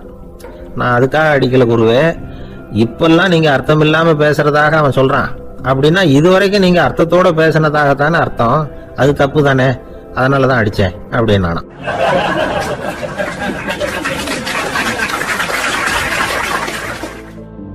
ஒரு விவசாயி விதைக்கிறதுக்காக வயல்வெளி பக்கம் போறார். விதைகளை அள்ளி வீசினார். அப்ப என்ன ஆச்சுன்னா, சில விதைகள் பாதை ஓரத்துல விழுந்தது, சில விதைகள் முள் செடிகள் மண்டி இருந்த புதருக்கு இடையில விழுந்தது, சில விதைகள் நல்ல நிலத்துல விழுந்தது. பாதை ஓரத்துல விழுந்த விதை என்ன ஆச்சுன்னா, அதெல்லாம் பறவைகள் கண்ணில் போட்டுவிட்டது. உடனே உட்காந்து கொத்தி தின்னுட்டு போட்டுது. அதிகமா மண் இல்லாத பாறை பகுதியில் விழுந்த விதையெல்லாம் லேசா வேர் விட்டு முளைக்க ஆரம்பிச்சுது. அதுக்கப்புறம் வேறு கீழே ஆழமா போக முடியல, மேலேயும் சூரிய வெப்பம் அதிகம் தாங்க முடியல, எல்லாம் காஞ்சி கருகி போட்டுது. புதர் பகுதியில சில விதைகள் விழுந்தது இல்லையா, முள் செடிகள் காடா மண்டி போயிருந்தது. அதனால முளைச்சு வர்ற செடிக்கு நெருக்கடி அதிகமா போட்டுது, சரியா வளர முடியல, விளைச்சலும் சரியா இல்லை. நல்ல நிலத்துல விழுந்த விதைகள் மட்டும் நல்லா முளைச்சது, நல்லா வளர்ந்தது, விளைச்சலும் பிரமாதமா இருந்தது. இந்த கதையை சொல்லிவிட்டு கேட்க செவியுள்ளோர் கேட்கட்டும் அப்படிங்கிறார் இயேசு பெருமான். ஆமா, இயேசு கடலில் நின்ற படகு ஒண்ணுல உட்கார்ந்துருக்கிறார். கடற்கரையில ஏராளமான மக்கள் உட்கார்ந்துருக்கிறாங்க. அந்த சமயத்துலதான் இயேசு ஓமைகள் மூலமா மக்களுக்கு பல உண்மைகளை சொல்லிட்டு இருக்கிறார். மக்கள் அந்த கதையை கேட்டுட்டு ஒன்னும் புரியாம முடிக்கிறாங்க. அத கவனித்த இயேசு அந்த ஓமையை விளக்க ஆரம்பிச்சார். இதுல அந்த விதைக்கிறவர் தான் இறைவன். அவருடைய வார்த்தைகளை விதைக்கிறார். அந்த வார்த்தைகளை கேட்கிற மக்கள் அந்த விழுந்த விதைகள் மாதிரி 4 வகையானவர்கள். சில பேர் பாதை ஓரத்துல விழுந்த விதைகள் மாதிரி இறைவன் வார்த்தைகளை அவங்க கேட்கிறாங்க. ஆனா தீய எண்ணங்கள் செய்கைகள் மூலமா விதைக்கப்பட்ட வார்த்தைகள் அழிஞ்சு போடுது. இறைவன் வார்த்தைகளை கேட்ட உடனே மகிழ்ந்து போய் உடனே சில பேர் அதை ஏத்துக்கிறாங்க. இவங்கெல்லாம் அந்த பாறை பகுதியில் விழுந்த விதைகள் மாதிரி. அதனால இவங்கெல்லாம் வேறு இல்லாதவங்க, கொஞ்ச காலத்துக்கு இறை வார்த்தைகளுக்கு கீழ்ப்படிந்து நடப்பாங்க. அதனால ஏதாவது இடைஞ்சல் ஏற்பட்டா உடனே தடுமாறுவாங்க. தங்கள்கிட்ட இருக்கிற நல்ல பண்புகளை விட்டுட்டு பாவ வழிகளுக்கு போடுவாங்க. முள் செடிகளுக்கு இடையில விழுந்த விதைகள் மாதிரி உள்ளவங்க யாருன்னா, இவங்களுக்கு உலக கவலை உண்டு, செல்வத்தின் மீது மயக்கம் உடையவர்கள். உலக ஆசைகள் இவங்களுக்குள்ள பூந்தோடுறதுனால அங்க இருக்கிற நல்ல பண்புகள் மறைஞ்சு போடுது. அதனால அவங்களும் உபயோகம் இல்லாதவங்களா ஆயிடுறாங்க. நல்ல மனிதர்கள் நல்ல நிலத்துல விழுந்த விதைகளுக்கு ஒப்பானவர்கள். இவங்க இறை வார்த்தையை கேட்கறாங்க, அதை ஏத்துக்கிறாங்க, அவங்களும் நல்லபடியா வாழறாங்க, அடுத்தவங்களுக்கும் உபயோகமா இருப்பாங்க. இதுதான் இயேசு சொன்ன விளக்கம். நல்ல வார்த்தைகளை கேளுங்கள், நல்ல வார்த்தைகளை ஏற்றுக்கொள்ளுங்கள், அடுத்தவங்களுக்கு உபயோகமா இருங்க. இதுதான் பெரியவங்க எல்லாம் நமக்கு சொல்லுகிற உபதேசம். ஒரு அப்பா தன்னுடைய மகனுக்கு உபதேசம் பண்ணார். இத பாருப்பா, நல்ல வார்த்தைகளை கேட்கணும், எப்போதுமே மகன் அப்பா பேச்ச கேட்கறது நல்லது அப்படின்னாராம். நீ ஏதாவது ஒரு தப்பு பண்ணா என் தலையில ஒரு முடி நரைச்சு வெள்ளையா போடும்பா, நீ செய்யற ஒவ்வொரு தப்புக்கும் என் தலையில ஒவ்வொரு முடி வெள்ளையாயிடும் அப்படின்னாராம். பையன் யோசிச்சான், அப்பா இப்பதான் எனக்கு புரியுது, தாத்தாவோட தலைமுடி பூராவும் வெள்ளையா இருக்கிறதுக்கு என்ன காரணம்ங்கிறது எனக்கு இப்பதான் புரியுது அப்படின்னானா.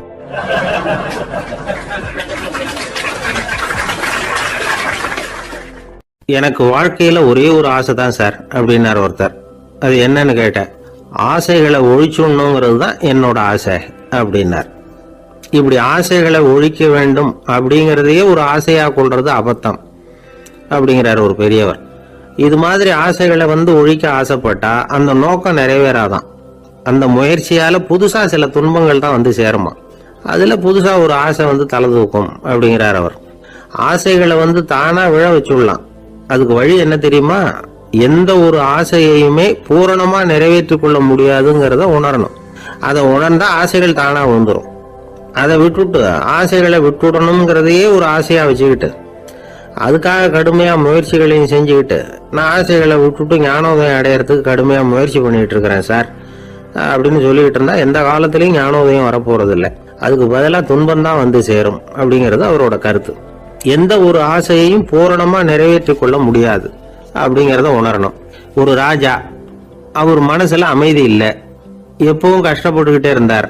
இந்த துன்பத்தை போக்குறதுக்கு பல வழிகள்ல என்னென்னமோ முயற்சியெல்லாம் பண்ணி பார்த்தார், ஒன்னும் சரியா வரல. கடைசியா ஒரு காரியம் பண்ணார். அதாவது ஒரு வேதாந்தியை தேடிட்டு போனார். அவரை பார்த்து கேட்டார், ஐயா என்னுடைய துன்பங்கள்ல இருந்து நான் விடுபடணும், அதுக்கு சுலபமா ஏதாவது ஒரு வழி இருந்தா சொல்லுங்களேன் அப்படின்னு கேட்டுக்கிட்டார். அதுக்கு அந்த வேதாந்தி சொன்னார், அதுக்கு ஒரு வழி சொல்றேன், அது மாதிரி செய். அதாவது உன்னுடைய ராஜ்யத்துக்குள்ள போதுங்கிற மனசோட வாழற ஒருத்தனை கண்டுபிடிக்கணும். அப்படி கண்டுபிடிச்சு அவனுடைய சட்டையை வாங்கி நீ போட்டுக்கணும். அப்படி போட்டுக்கிட்டா உன்னுடைய துன்பம் தீர்ந்துரும் அப்படின்னார். உடனே ராஜாவுக்கு ரொம்ப மகிழ்ச்சி. அரண்மனையில இருந்த அத்தனை பேரையும் ஆளுக்கு ஒரு பக்கமா அனுப்புனார். தேட சொன்னார். போதும்ங்கிற மனசுடைய ஒருத்தனை கண்டுபிடிச்சி கொண்டுகிட்டு வாங்க அப்படின்னார். எங்கெங்கயோ தேடி கடைசியா ஒரு ஆளை கண்டுபிடிச்சாங்க. அவன் போதும்ங்கிற மனசோட இருக்கிறவன் தான். ஆனா அவன்கிட்ட சட்டை எதுவும் இல்லை. இடையில கட்டியிருக்கிற துண்டே போதும்ங்கிற மனசோட அவன் வாழ்ந்துகிட்டு இருக்கிறான். சட்டை இருந்தாவில் ராஜா வாங்கி மாட்டிக்க முடியும். அந்த வேதாந்தி ஏன் அப்படி சொன்னாருங்கிறதுக்கான அர்த்தம் இப்பதான் ராஜாவுக்கு புரிஞ்சுதான். இதுவரைக்கும் சொன்னதெல்லாம் ஞான மார்க்கத்தை தேடிடுறவனுக்கான உள்ள தகவல். இப்போ இன்னைக்கு இளைஞர்கள் இதை கேட்டுவிட்டு நமக்கு ஆசையே வேணாம் அப்படின்னு முடிவு பண்ணிவிட்டா வாழ்க்கையில முன்னேறவே முடியாது. நம்முடைய முயற்சிக்கு ஆசை தான் தூண்டுகோல். அதனால இந்த ஆசையையும் அந்த ஆசையையும் போட்டு குழப்பிக்க கூடாது. ஆனா ஒண்ணு, பேராசை நமக்கு தேவையில்லை. நாம படுற ஆசையிலேயும் ஒரு நியாயம் இருக்கணும். ஏன்னா நம்மள சில பேர் நீங்க தான் சார் சொன்னீங்க, அதனாலதான் ஆசைப்பட்டேன், அரைதான் கிடைச்சது மிச்சம் அப்படிம்பாங்க கன்னத்தை தடவிக்கிட்டே. அதனால இப்பெல்லாம் எந்த தகவலை சொன்னாலும் ரொம்ப எச்சரிக்கையா இருக்க வேண்டி இருக்குது. ஒரு ஆளு ஒரு கடை வச்சு வியாபாரம் பண்ணிட்டு இருந்தான். அவனுக்கு ரொம்ப பேராசை, நிறைய பணம் சேர்க்கணும்னு. திடீர்னு ஒரு நாள் அவனுக்கு உடம்பு ரொம்ப சோகம் இல்லாம போயிட்டுது. இனிமே பிழைக்கிறது கஷ்டங்கிற நிலைமை. மரணப்படுகையில இருக்கிறான். சொந்தக்காரங்க எல்லாம் சுத்தி உட்கார்ந்து இருக்கிறாங்க. இவன் மெதுவா கண்ணை திறந்து பாக்குறான். என் வீட்டுக்காரி எங்கன்னா, இதோ இருக்கேன் அப்படின்னாங்க அந்த அம்மா. பசங்கள்லாம் எங்கேங்கிறான். இதோ பக்கத்துலதான் நின்றுட்டு இருக்கிறோங்கிறாங்க. பொண்ணுங்க எங்கேங்கிறான். எல்லாம் இங்கதான் இருக்கிறோம் அப்படிங்கிறாங்க. எல்லாம் இங்கதான் பக்கத்துல தான் இருக்கோம், நீங்க கவலைப்படாதீங்கன்னு சொல்றாங்க எல்லாம். அவன் மெதுவா கஷ்டப்பட்டு வாயை திறந்து, அட பாவீங்களா, எல்லாரும் இங்க இருந்தா அங்க கடையை யாரு கவனிக்கிறது அப்படின்னானா. ஒரு நாள் ஒரு 10-15 பள்ளிக்கூடத்து பிள்ளைங்க தேடிட்டு வந்தாங்க. உங்களை பார்த்துட்டு தான் போகணும், அதுக்காக தான் வந்திருக்கோம்னாங்க. என்ன விஷயம்னு கேட்டோம். நாங்கள்லாம் கூடி ஒரு முடிவு பண்ணியிருக்கிறோம், அதை உங்ககிட்ட சொல்லணும் அப்படின்னாங்க. அதுவும் ஒரு வாண்டு பையன் அதை சொன்னான். என்ன முடிவு அது அப்படின்னு கேட்டோம் ரொம்ப ஆர்வமாக. அதை இப்போ சொல்ல மாட்டோம், எங்களுக்கு பிடிக்கிற மாதிரி ஏதாவது ஒரு தகவல் சொன்னால் அதுக்கப்புறம் நாங்கள் அதை சொல்கிறோம் அப்படின்னு அந்த வாண்டு பையன். சரி, சின்ன பையன்கிட்ட இன்னைக்கு வசமாக மாட்டிக்கிட்டோம் அப்படின்னு நினச்சிக்கிட்டு அவங்களுக்கு தகுந்த மாதிரி ஒரு கதை சொல்ல ஆரம்பித்தோம். அது என்ன கதைன்னா, ஒரு பெரிய காடு, அதில் பலவிதமான மிருகங்கள். அந்த காட்டுக்கு ஒரு சிங்கம் தான் ராஜா. எப்பவும் காட்டுக்கு அது தானே ராஜா. ஒரு பெரிய யானைக்கு இது பொறுக்கலை. என்ன இது, எப்போ பார்த்தாலும் இங்கே சிங்கத்துக்கே ராஜா பதவி கிடைக்குது, நான்லாம் எவ்வளவு பலசாலியாக இருக்கிறேன், அப்படி இருந்தும் எனக்கு அந்த பதவி கிடைக்கலையே அப்படின்னு தனக்குள்ளே பொறுமிக்கிட்டே இருந்தது. ராஜா பதவியை நினச்சி ரொம்ப ஏக்கம், அதுக்கு பதவி மோகம். இந்த சமயம் பார்த்து ஒரு குள்ள நரி கூட்டம் அதை தேடிட்டு வந்தது. ஐயா பெரியவங்களே, நீங்கள் இந்த காட்டுக்கு ராஜாவாக இருக்க ஆசைப்படுறீங்க, அதில் ஒன்றும் தப்பு இல்லை. ஆனால் அதுக்கு முன்னாடி நீங்கள் எங்கள் கூட்டத்துக்கு கொஞ்ச நாள் தலைவராக இருங்க, அதாவது ராஜாவாக இருங்களேன், உங்களுக்கும் ஒரு ட்ரைனிங் கிடைச்சது மாதிரி இருக்கும் அப்படின்னு சொல்லியிருக்குது இந்த கூட்டம், குள்ள நரி கூட்டம். இதை கேட்ட உடனே யானைக்கு ரொம்ப சந்தோஷம் தாங்கலை. அதுதான் எப்போன்னு பதவிக்காக காத்துக்கிட்டு இருக்குதே. இருந்தாலும் கொஞ்சம் பிகுவோட, சரி நீங்கள்லாம் இவ்வளோ தூரம் என்ன தேடிட்டு வந்து கேட்கறதுனால மறுக்க முடியல அப்படின்னு ரொம்ப ஏதோ அவளுக்கு சிரமப்பட்டு ஒத்துக்கிறது மாதிரி ஒத்துக்கிட்டது. ஏதோ உங்கள் ஆசைக்கு கட்டுப்படுறேன், கொஞ்ச நாள் உங்கள் கூட்டத்துக்கு ராஜாவாக இருக்கிறதுக்கு சம்மதிக்கிறேன் அப்படின்னுது. உடனே அந்த யானை ராஜ நட போட ஆரம்பிச்சிட்டுது. யானை சாதாரணமாக நடந்தாவே எப்படி இருக்குங்கிறது நமக்கு தெரியும். அதுவே ராஜ நட நடந்தால் எப்படி இருக்கும் கற்பனை பண்ணி பாருங்க. யானை முன்னாடி கம்பீரமாக போய்கிட்டு இருக்குது, தலைவர் இல்லையா, அதனால குள்ள நரிகள்லாம் ரொம்ப அடக்கமாக அது பின்னாடி அணிவகுத்து போயிட்டு இருக்குது. ராஜா வாழ்க, மன்னர் வாழ்க அப்படின்னு கோஷம் வேற. யானைக்கு தலைகால் புரியல, அவ்வளவு சந்தோஷம். அந்த யானைக்கு செருக்கு, ஆணவம் எல்லாம் ஏற்பட்டு போச்சு. அதுக்கப்புறம் அது தரையை பார்க்குமா, நிமிர்ந்து நடக்க ஆரம்பிச்சுட்டுது. தரையை பார்க்கறதே இல்லை. அப்படி போயிட்டு இருக்கிறப்போ ஒரு சதுப்பு நிலத்தில் திடீர்னு காலை வச்சுட்டுது. அவ்வளவுதான், கால் உள்ளே போட்டுது. இன்னொரு காலை எடுத்து வச்சது, அதுவும் உள்ளே போட்டுது. அந்த 2 காலையும் எடுக்கிறதுக்காக அடுத்த 2 காலையும் அழுத்துச்சு, அதுவும் உள்ளே போக ஆரம்பிச்சுட்டுது. இப்போ 4 காலம் வசமாக சேத்துல அழுந்தி போச்சு, எடுக்க முடியல. உள்ள நரிகள்லாம் அதை சுற்றி சுற்றி வந்தது. சிலது சுற்றி நின்று டான்ஸ் ஆட ஆரம்பிச்சுட்டுது யானையை பார்த்துட்டு. இதை யானை பார்த்தது. என்ன இது, தலைவர் நான் தவிச்சுக்கிட்டு இருக்கிறேன், தொண்டர்கள்லாம் சுற்றி நின்று வேடிக்கை பார்த்துக்கிட்டு இருக்கிறீங்க, டான்ஸ் ஆடுறீங்க அப்படின்னு கேட்டுதான். தொண்டர்களே, தலைவர் நான் தவிச்சுக்கிட்டு இருக்கிறது உங்களுக்கு தெரியலையா? இப்போ உடனே உங்கள் தலைவரை காப்பாற்ற வேண்டியது உங்கள் கடமை இல்லையா அப்படின்னு கத்துச்சான் அந்த யானை. குள்ள நரிகளில் ஒன்று முன்னாடி வந்து நின்று அந்த யானையை பார்த்துதான், தலைவரே, எங்களுக்கு ரொம்ப நாளாக ஒரு ஆசை, அந்த ஆசையை நிறைவேற்றிக்கிறதுக்காகத்தான் உங்களை எங்கள் தலைவராக ஏற்றுக்கிறோம்னு சொன்னோம் அப்படின்னு தான். என்ன ஆசைன்னு கேட்டிருக்கு யானை. யானை கறி சாப்பிட்டு பார்க்கணுங்கிறது எங்களுக்கு ரொம்ப நாள் ஆசை, அது இன்னைக்கு தான் நிறைவேற போகுது அப்படின்னு தான் அந்த நரி. இதை கேட்ட உடனே அந்த யானை அப்படியே மூர்ச்சி ஆயிட்டு தான். நரிகள்லாம் அது மேலே ஏறி குதற ஆரம்பிச்சுட்டு தான். பதவி மேலே இருந்த பேராசை அந்த பலசாலியான யானையையே மாட்டி விட்டுட்டுது பார்த்தீங்களா அப்படின்னு சொல்லி முடித்தோம் இந்த கதையை அந்த சின்ன பிள்ளைங்க கிட்ட. சரிங்க, இப்போ நாங்கள் உங்களை தேடி வந்த விஷயம் என்னங்கிறத சொல்லவா அப்படின்னா ஒரு வாண்டு பையன். சீக்கிரம் சொல்லு தம்பி, சஸ்பென்ஸ் தாங்கலை அப்படின்னும். அவன் மெதுவா எங்களை பார்த்து சொல்கிறான், எங்களுக்கு கொஞ்ச நாள் நீங்கள் தலைவராக இருந்தால் தேவலை அப்படி. ஒரு ஊரில் 4 நண்பர்கள் இருந்தாங்க. 4 பேரும் சோம்பேறிகள். 4 பேருக்கும் எந்த வேலையும் செய்யறதுக்கு உடம்பு வளையறதில்லை. இருந்தாலும் சோம்பேறித்தனத்தில் ஒருத்தருக்கு ஒருத்தர் கொஞ்சம் வித்தியாசம் உண்டு. அதுக்கு தகுந்த மாதிரி அவங்களுக்கு பேர் அமைஞ்சு போச்சு.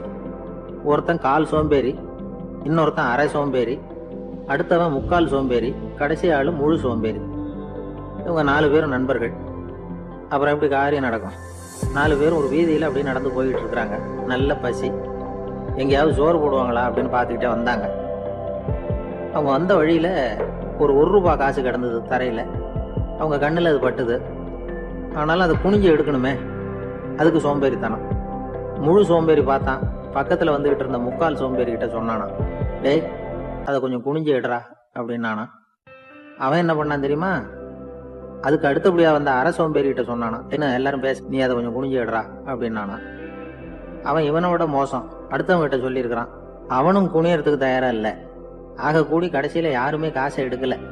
என்னத்துக்கு அனாவசியமா உடம்ப வளைச்சிக்கணும் அப்படின்னு எல்லாரும் பேசாம வந்துட்டாங்க.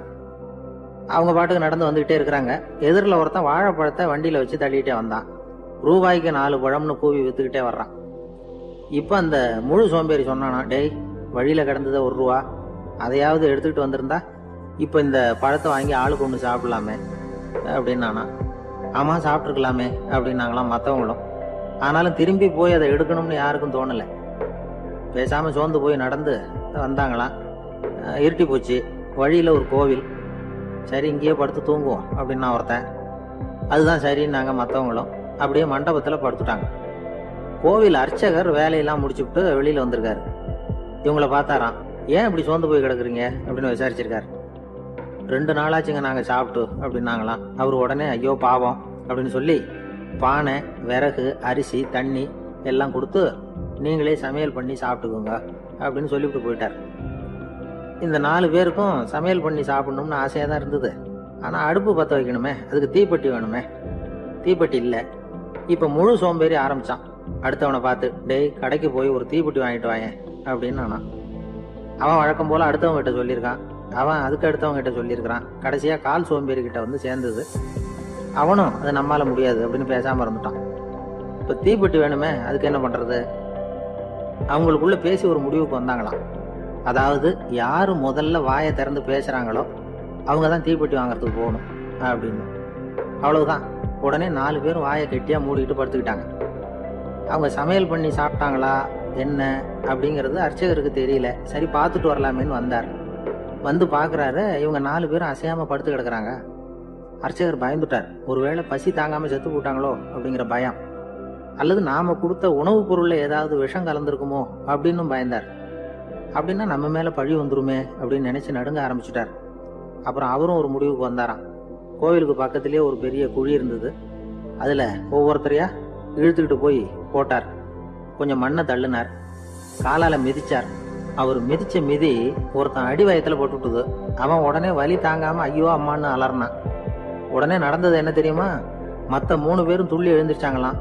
அவனை பார்த்து நீ தாண்டா தீப்பெட்டி வாங்க போகணும், நீ தாண்டா வாங்க போகணும், நீ தான் சத்தம் போட்ட அப்படின்னு சொல்லி ஆரம்பிச்சுட்டாங்களாம். அர்ச்சகர் பார்த்தார். இது பேய் மாதிரி தெரியுதுன்னு நினைச்சுக்கிட்டு ஒரே ஓட்டமா ஓடி போட்டாராம். கிராமப்புறங்கள்ல இப்படி ஒரு கதையை சொல்றது உண்டு. சோம்பல்ங்கிறது நம்ம முன்னேற்றத்துக்கு பெரிய தடை அப்படிங்கிறத நாம புரிஞ்சுக்கணும். அதுதான் இந்த கதை சொல்ற நீதி. ஒரு ஆள் இருந்தான். நிறைய பணம் சம்பாதிச்சான். ஆனா செலவு பண்ண மனசு வரல, கருமி. அவன் என்ன பண்ணா, சேர்த்த பணம் பூராவையும் ஒரு மரத்தடியில புதைச்சி வச்சிருந்தான். வாரத்துக்கு ஒரு தடவை அந்த மரத்தடிக்கு வருவான். புதைச்ச இடத்த ஆவலோட பார்த்துக்கிட்டு இருப்பான். அதுக்கப்புறம் போயிடுவான். அவ்வளவுதான்.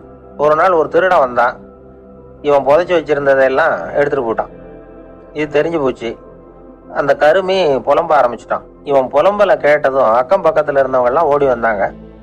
என்ன விஷயம்னு விசாரிச்சாங்க. இவன் சொன்னான். ஒரு பெரியவர் கேட்டார், ஏப்பா வாரம் வந்து இந்த இடத்த பாக்குறதாக சொன்னியே, எப்பவாவது இதுல இருக்கிற பணத்தை எடுத்து செலவு பண்ணிருக்கியா அப்படின்னு கேட்டார். நான் அப்பப்போ வந்து அதை பாக்குறது தான் வழக்கம், அதை தொட்டதே இல்லைன்னு. அவன் சரி அப்படின்னா இப்போவும் நீ அதே மாதிரி வாரம் ஒரு தடவை வந்து இந்த இடத்த பார்த்துட்டு போகலாமே அப்படின்னாராம் அந்த பெரியவர். அதுவும் சரிதானே, எவ்வளவு காலமானாலும் அவன் அந்த பணத்தை எடுத்து செலவு பண்ண போறதில்ல. அப்படி இருக்கிறப்ப உள்ளே பணம் இருந்தாலும் ஒண்ணுதான், இல்லாம போனாலும் ஒண்ணுதான். இதுல இருந்து என்ன புரியுதுன்னா, ஒருத்தர்கிட்ட இருக்கிற பணத்தை கொண்டு அவர் பணக்காரரா ஏழையா அப்படின்னு முடிவு செய்யறது சரியில்லை. அந்த செல்வத்தை அனுபவிக்கிற திறன், பயன்படுத்துற திறன், அதை வச்சுதான் அவர் ஏழையா பணக்காரரா அப்படிங்கிறத நிர்ணயம் பண்ணணும். அதுதான் சரி. செலவு பண்ண தெரியாதவன் சேகரம் பண்ணிட்டே இருக்கிறதுனால என்ன பிரயோஜனம்? தலைமுடியே இல்லாதவன் தாராளமா சீப்புகளை வாங்கி சேகரம் பண்றது மாதிரி தானே இது. சில சமயம் செலவு பண்ண நாம தயாரா இருந்தா கூட அந்த செல்வம் நமக்கு பயன்படுறதில்லை. அரேபியாவில் ஒரு நகை வியாபாரி விலை உயர்ந்த முத்துக்களை எல்லாம் அவர் வச்சு வியாபாரம் பண்ணிட்டு இருந்தார். அவர் ஒரு சமயம் ஒரு பாலைவனம் வழியா போயிட்டு இருக்கிறார் ஒட்டகத்துல. அப்போ திடீர்னு கடுமையான புயல் வீச ஆரம்பிச்சுட்டுது. திசை தவறி இவர் எங்கேயோ வந்துட்டார். கூட வந்தவங்களையும் காணல, எங்க போனாங்களோ தெரியல. இவர் ரொம்ப பயந்து போய் அங்கே எங்கேயுமா அலைஞ்சு திரியிறார். வழியே தெரியல. பசி கடுமையாயிட்டுது. ஒட்டகத்து முதுகுல ஒரு மூட்டை இருந்தது. அதை பிரிச்சு பார்த்தார். உள்ள ஏதாவது இருக்கான்னு தேடி பார்க்கறார். அது வரைக்கும் கண்ணுல தட்டுப்படாத அபூர்வமான ஒரு பை கண்ணில் பட்டுது. ஆஹா, அதுல ஏதாவது சாப்பிட்றதுக்கு இருக்கும் அப்படின்னு நினைச்சு ஆவலா அதை பிரிச்சு பார்க்கறார். அந்த பையில விலை உயர்ந்த முத்துக்கள் நிறைய இருந்துதான். அப்பதான் அவர் நினைச்சாராம், விலை உயர்ந்த முத்துக்கள் கூட சாப்பிட்றதுக்கு உணவாக முடியாது அப்படிங்கிறத புரிஞ்சுக்கிட்டாராம். எந்த நேரத்துல எது நமக்கு தேவையோ அது நமக்கு தாராளமா கிடைக்கணும். அப்படி அது கிடைக்கிறதுக்கு நம்ம கிட்ட இருக்கிற செல்வம் பயன்படணும். அது நமக்கும் பயன்படலாம், நம்ம மூலமா அடுத்தவங்களுக்கும் பயன்படலாம். அதுதான் செல்வத்தின் பயன். ஒரு மரத்தடியில ஒருத்தன் உட்காந்து அழுதுகிட்டு இருந்தான். அந்த பக்கமா வந்த இன்னொருத்தன் ஏப்பா அழுதுகிட்டு இருக்கிறேன்னு கேட்டான். இந்த இடத்துலதான் பூமிக்கு அடியில பணம் இருக்குது, புதைச்ச இடம் தெரியல, அதான் அழறேன் அப்படின்னா. நல்லா ஞாபகப்படுத்தி பாரு, எந்த இடத்துல புதைச்ச அப்படின்னு கேட்டான் இவன். அது எப்படி எனக்கு தெரியும், புதைச்சு வச்சிருக்கிறவன் நான் இல்லையே, எங்க எதிர்த்த வீட்டுக்காரன் அப்படின்னு இவன். அந்த ஆளு என்ன கண்ணா பண்ணான்னு திட்டிவிட்டான் சார், அதை நினைச்சா எனக்கு ரொம்ப வருத்தமா இருக்கு அப்படின்னு சொல்லி கவலைப்பட்டார் ஒருத்தர். இதுல கவலைப்படுறதுக்கு என்ன இருக்குது அப்படின்னாரு ஒரு பெரியவர். அவர் ஒரு மகான். என்ன சார் இப்படி சொல்றீங்க, ஒருத்தர் நம்ம பார்த்து திட்டுனா வருத்தமா இருக்காதா அப்படின்னார். அது எப்படி வருத்தமா இருக்கும், திட்டுறதுங்கிறது என்ன, அது வெறும் சத்தம் தானே அப்படின்னார் அந்த பெரியவர்.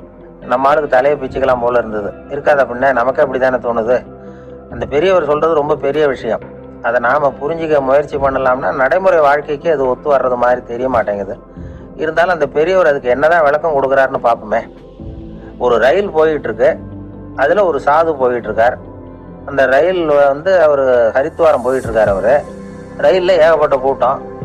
நம்ம ஊர் ரயில் கேட்க வேணும், டிக்கெட் வாங்கிட்டு கொஞ்சம் பேர், வாங்காத கொஞ்சம் பேர். அது என்னத்துக்கு அனாவசியமா டிக்கெட் அப்படிங்கிற நினைப்புல பாதி பேர். இந்த கூட்டத்துக்கு மத்தியில அந்த சாதுவும் போயிட்டு இருக்கிறார். உட்கார்றதுக்காக இருந்த இடத்துல ஒரு ஆள் படுத்திருக்கிறான். கொஞ்சம் முரட்டு ஆசாமி. அவன் காலு பக்கத்துல கொஞ்சோண்டு இடம் பாக்கி இருந்தது. அந்த இடத்துல இந்த சாது உட்காந்துருந்தார். மெதுவா உட்காந்துக்கிட்டார் போய். ஆனா அந்த ஆளு ராத்திரி பூரா இவரை காலால உதச்சிக்கிட்டே இருக்கிறான். அது இவருக்கு ரொம்ப அவமானமா பட்டுது. அதனால துக்கம் ஏற்பட்டது. இருந்தாலும் அதை ஒரு மாதிரியா சகிச்சுக்கிட்டே இவர் வந்து சேர்ந்தார். பொழுது விடிஞ்சது. அந்த சாது ஹரித்வார் வந்து சேர்ந்தார். அங்க ஒரு பெரிய ஞானியை சந்திச்சார். ராத்திரி ரயில்ல அந்த ஆள் உதைச்சதையும் அதனால தனக்கு ஏற்பட்ட துக்கத்தையும் இந்த சாது அந்த ஞானி கிட்ட சொன்னார். சொல்லிவிட்டு, ஏன் சுவாமி, எனக்கு துக்கம் ஏற்பட்டதே அது தப்பா அப்படின்னு கேட்டார். தவறுதான் அந்த ஞானி. உனக்கு இன்னமும் தேக அபிமானம் போகலைங்கிறது தான் அது காட்டுது. அஷ்டாவக்கிரர் என்ன சொல்றார் தெரியுமா, உண்மையான ஞானி யாராவது தன்னை வந்தனை செய்தால் அதற்காக சந்தோஷப்பட மாட்டார், யாராவது நிந்தனை செய்தால் அதற்காக வருத்தப்பட மாட்டார் அப்படின்னு சொல்றார். நிந்தனைங்கிறது ஒரு ஒலி தான். தேகாபிமானம் இருக்கிற வரைக்கும் இந்த ஒலி நம்மளை வந்து வேதனைப்படுத்தும். நான் தேகம் இல்லை ஆத்மா அப்படிங்கிற நினைவு இருந்தா இந்த ஒலி நம்மளை பாதிக்காது. மனு என்ன சொல்றார் தெரியுமா? ஒரு சாதகன் பாராட்டுதலை விஷம்னு நினைச்சு பயப்படணும், அவமானத்தை அமிர்தம்னு நினைச்சு சந்தோஷப்படணுங்கிறார். அவமானப்பட்டா கவலைப்படாம எப்படி இருக்க முடியும் அப்படின்னு தான் நமக்கு தோணும். அதனாலதான் நம்மள யாரும் இதுக்கு உதாரணமா யாரையும் காட்ட முடியல. புத்தரையும் கபீரையும் உதாரணமா காட்டுறாங்க. அவங்களுக்கெல்லாம் அவமானம் ஏற்பட்டப்போ கவலையே படலையாம். புத்தரை அவமானப்படுத்தணுங்கிறதுக்காக கௌசாம்பி ராணி ஒரு இளம் பெண்ணை கொலை பண்ணி சடலத்தை புத்தர் குடிசைக்கு முன்னாடி போட சொன்னார். போட்டாங்க. புத்தர் தான் அந்த பொண்ணை கெடுத்து கொலை பண்ணி விட்டாருன்னு எல்லாரும் நினைச்சாங்க. ஆனா புத்தர் இதை பத்தி கவலையே படல. அப்புறமா உண்மை தெரிஞ்சதும் புத்தர் புகழ் இன்னும் அதிகமாயிட்டது. ஒரு பெரிய சபையில ஒரு மோசமான பொண்ணு நுழைஞ்சு தனக்கும் கபீருக்கும் சம்பந்தம் உண்டுன்னு சொன்னா கபீர் கவலைப்படல. அவங்க மாதிரியெல்லாம் நாமளும் இருக்க கத்துக்கணும். நிந்தனை, அபகீர்த்தி, அவமானம் எல்லாம் ஆண்டவன் கொடுக்கிற பிரசாதம்னு நினைக்கணும் அப்படின்னு சொல்றார் அந்த ஞானி. இதை கேட்ட இந்த காலத்து ஆசாமி ஒருத்தர், நான் கூட அப்படிதான் சார், யாராவது அவமானப்படுத்தினா கவலைப்பட மாட்டேன். நேத்து கூட ஒருத்தர் என்ன பலார்னு அரைஞ்சுட்டார், நான் கொஞ்சம் கூட கவலைப்படலை, பேசாம வந்துட்டேன்னார். ஏன் அப்படி வந்துட்டீங்க அப்படின்னு. அவர் அரைஞ்சதுலேயும் ஒரு அர்த்தம் இருந்தது, அதனாலதான் அப்படி வந்துட்டேன்னார். ஏன் அரைஞ்சாருன்னு கேட்டேன். 10 வருஷத்துக்கு முன்னாடி 15 ரூபா அவர்கிட்ட கடன் வாங்கினேன், அதை கேட்டு கேட்டு பார்த்துட்டு கடைசியா தான் அரைஞ்சார் அப்படின்னார். ஆண்டவனுடைய பிரசாதம் இவருக்கு அடிக்கடி கிடைக்கும் போல இருக்கு. ஒரு அரசனும் அமைச்சரும் ஒரு நாள் ரொம்ப சாவகாசமா பேசிக்கிட்டு இருந்தாங்களாம். அரசன் அமைச்சரை பார்த்து ஒரு கேள்வி கேட்டிருக்கார். ஏங்க அமைச்சரே, ஆசை இல்லாத ஒரு மனுஷனால இருக்க முடியுமா அப்படின்னு. ஏன் முடியாது, துறவி அப்படிங்கிறவங்க எல்லாம் அப்படிப்பட்டவங்க தானே அப்படின்னாராம் அமைச்சர். அவங்க எல்லாம் உண்மையிலேயே ஆசையை விட்டவங்க தானா அப்படின்னு கேட்டாராம் ராஜா. அப்படிதான் இருக்கணும் அப்படின்னாராம் அமைச்சர். அப்படின்னா ஆசையே இல்லாத ஒரு உண்மையான துறவியை நான் பார்க்கணுமேன்னார். அது என்ன பிரமாதம், அதுக்கு நான் ஏற்பாடு பண்றேன் அப்படின்னுட்டாரு இவரு. சொல்லிவிட்டு உடனே புறப்பட்டு போனார். அங்கங்க தேடினார். அப்புறம் தான் அவருக்கு புரிஞ்சுது உண்மை துறவியை கண்டுபிடிக்கிறது எவ்வளவு கஷ்டமான காரியம்னு. இருந்தாலும் ராஜா கிட்ட சொல்லியாச்சே உண்மை துறவியை காட்டுறேன்னு. இப்ப என்ன பண்றது? ராஜா கிட்ட சொன்னபடி நடக்கலைன்னா அவருக்கு கோவம் வந்துடும். அமைச்சர் ஒரு யோசனை பண்ணார். அவருக்கு ஒரு வழி தெரிஞ்சுது. அதுதான் சரின்னு முடிவு பண்ணார். அதாவது அந்த ஊர்ல அவருக்கு தெரிஞ்ச நாடக நடிகர் ஒருத்தர் இருக்கிறார், நல்லா நடிப்பார். அவரை போய் பார்த்தார். இதை பாருப்பா, எனக்காக நீ ஒரு காரியம் செய்யணும்னார். என்னன்னு கேட்டார் அவரு. நீ ஒரு துறவி மாதிரி கொஞ்ச நேரத்துக்கு நடிக்கணும். ராஜா உன்னை பார்த்துட்டு போற வரைக்கும் நடி, அது போதும். அதுக்காக உனக்கு 10,000 ரூபா தரேன் அப்படின்னார். அவர் எந்த காலத்துல இவ்வளவு பணத்தை மொத்தமா பார்த்திருக்கார். அதனால உடனே சரின்னு ஒத்துக்கிட்டார். அமைச்சர் அரண்மனைக்கு திரும்பி வந்தார். என்ன அமைச்சரே, இன்னுமா ஒரு உண்மையான துறவி கிடைக்கலன்னார். உண்மையான துறவி ஒருத்தரை இப்பதான் கொஞ்ச நேரத்துக்கு முன்னாடி பார்த்து பேசிவிட்டு வர்றேன். அவர் நம்ம ஊருக்கு வெளியில குளத்தங்கரையில உள்ள ஒரு ஆலமரத்துக்கு அடியில் உட்காந்துருக்கிறார் அப்படின்னாரு இவரு. அப்படின்னா உடனே புறப்படுங்க அப்படின்னார் ராஜா. பரிவாரங்களோட புறப்பட்டார். அங்க அந்த மரத்தடியில அந்த ஆளு வேஷம் போட்டுக்கிட்டு துறவி மாதிரி உட்காந்துருக்கிறான். ராஜா நேரா போனார். அந்த துறவி காலில் பொத்துன்னு விழுந்து வணங்கினார். உடனே ராணியும் அவர் காலில் விழுந்தாங்க. அடுத்தபடியா அமைச்சர் விழுந்தார். அவருக்கு தெரியும் இது நம்ம ஆளு தான்னு. இருந்தாலும் என்ன பண்றது, நேரம். அப்புறம் பரிவாரங்கள்லாம் துறவி காலில் விழுந்து ஆசீர்வாதம் வாங்கிட்டாங்க. ராஜா அப்புறமா தங்கத்தட்டுல பொண்ணையும் பொருளையும் வச்சு அந்த துறவி கிட்ட ரொம்ப பணிவா நீட்டுறார். தாங்கள் தயவு பண்ணி இதை ஏத்துக்கணும் அப்படின்னு வேண்டிக்கிட்டார். அந்த துறவி பற்று இல்லாம அதை பார்த்தார். எல்லாத்தையும் திறந்துட்ட எனக்கு இதெல்லாம் எதுக்காக அப்படின்னு சொல்லி அதை மறுத்துட்டாராம். ஆஹா, உண்மையான துறவியை பார்த்துட்டோம் அப்படிங்கிற ஆனந்தம் அரசருக்கு. ரொம்ப நிம்மதியா திருப்தியா திரும்பி வந்தார் அரண்மனைக்கு. அதுக்கப்புறம் அமைச்சர் யாருக்கும் தெரியாம அந்த துறவிகிட்ட ஓடினார். சொன்ன பிரகாரம் பணத்தை நீட்டினார். இந்தப்பா, நான் உங்ககிட்ட சொன்னபடி 10,000 ரூபா பணம் எடுத்துக்கோ அப்படின்னார். அந்த ஆள் ராஜா கிட்ட சொன்னது மாதிரியே எல்லாத்தையும் திறந்துட்ட எனக்கு இதெல்லாம் எதுக்காக, வேணாம் அப்படின்னு விட்டாராம்.